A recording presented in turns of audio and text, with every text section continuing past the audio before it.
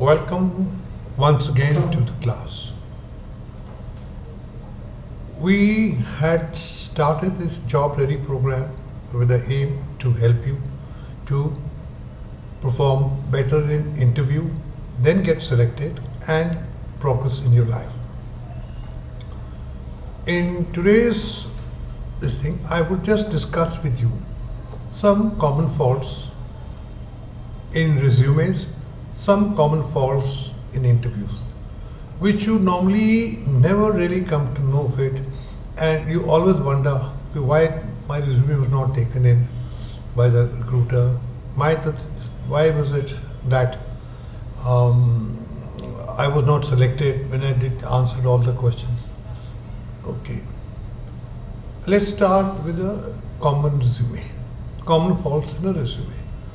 The common faults could be that the fonts are too small.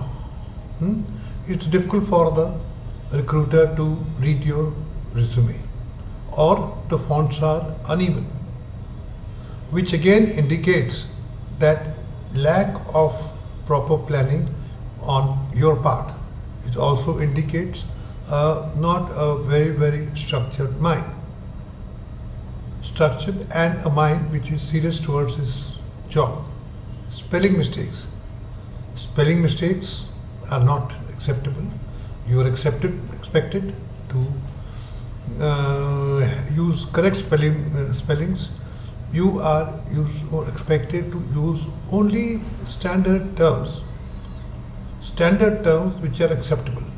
You just can't make standard terms yourself and then use it. And the way of using a standard term is that first, when you write a term, in the bracket you write something. Like you write Om Prakash, the bracket you will have to write OP. But that's not a standard term. But it's just a way. Repetitive words. Repetitive words can be very monotonous, very annoying. And so you have to ensure that the words are not repeated. There's a different ways of saying the same thing. Take somebody's help, but avoid repetitive word. Using somebody else's words.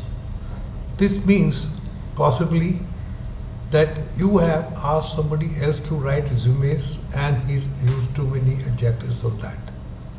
That should not be done. By and large, a fresher's resume, one knows how will it be looking. Professor's resume, one knows how will be looking.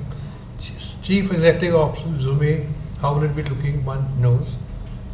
So, next, just having one version. You are applying to different companies for different positions. So, in one company, you are applying for a job of salesman. The other company, you are employing for a job of sales coordinator. So, same resume is not expected from both the places. You must write resume for each particular positions you are looking at. And same thing you should do when you are writing through the job portals or sending a resume to your placement consultants. No cover letter. A resume must have a cover letter, just a cover letter to say few sentences of politeness and expressing thanks for taking a person's time. You could just write, my resume is enclosed for your perusal. I would appreciate a favorable reply. That's about all. You can do that. Next comes unprofessional email addresses. Use email addresses which should signify your personality or your not make this thing. Now, email like rum_whiskey at some this thing is not going to be very practical. Write your name. Maybe you have to use underscore, or you may have to use thing, but write only a professional email. Cluttered information. Too much information is put into one sentence, too much information. It's kind a person does not understand what you really want to say. This also applies to your personal information.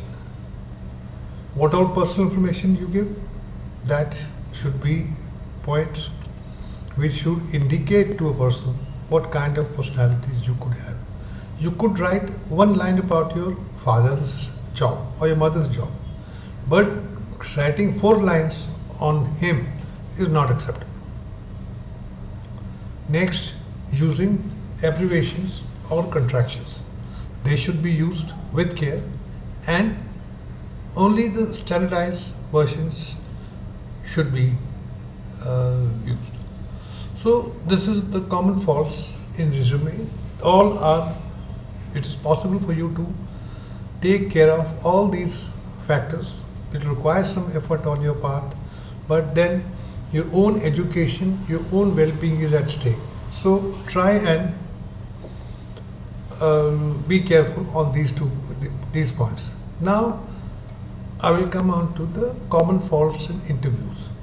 Mind you, when I'm writing this, I'm writing to you the observations made by experienced recruiters. I'm not making it up myself, but no shows indicate tardiness. No show means you're not turned up for interview.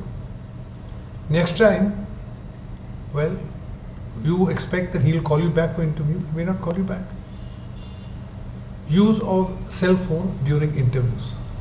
Your cell phone starts ringing. Well, it indicates that you not care to switch it on before you entered the room. That indicates a careless attitude. Negativity.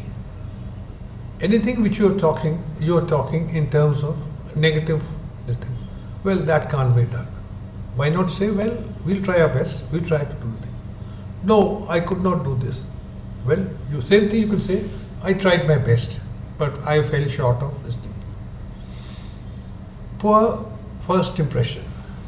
When you enter, your shoulders should be back, there should be a smile, there should be well-dressed young man, and if the young man is slouchy, poorly dressed, poorly this thing, what is the impression the person is going to get? So it'll be a poor impression. Not asking questions. You are not, when a person says, gentlemen, any questions you like to ask us? And you say no. The other guys say, well, what am I talking to you about? You should have possibly tried to find out something more. Sir, what will be my reporting relationship? Sir, is there any dress code which you like us to maintain? So, something which indicates your interest in a job that you must ask. Dishonest. Well, it's very easy to make out. You are writing such words, planning, strategic, and when a person asks you salary, this is comparing to a basic salary in an organization. How do you correlate these two? But you say you are responsible for planning, and if you are responsible for planning and you have the most ladder, how do you explain this?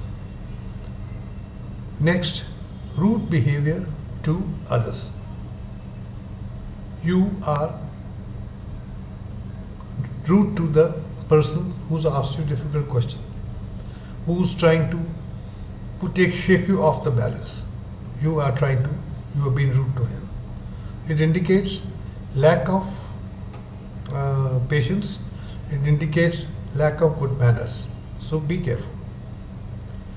Lack of interest or enthusiasm. Whatever is being talked about, you are not shown interest.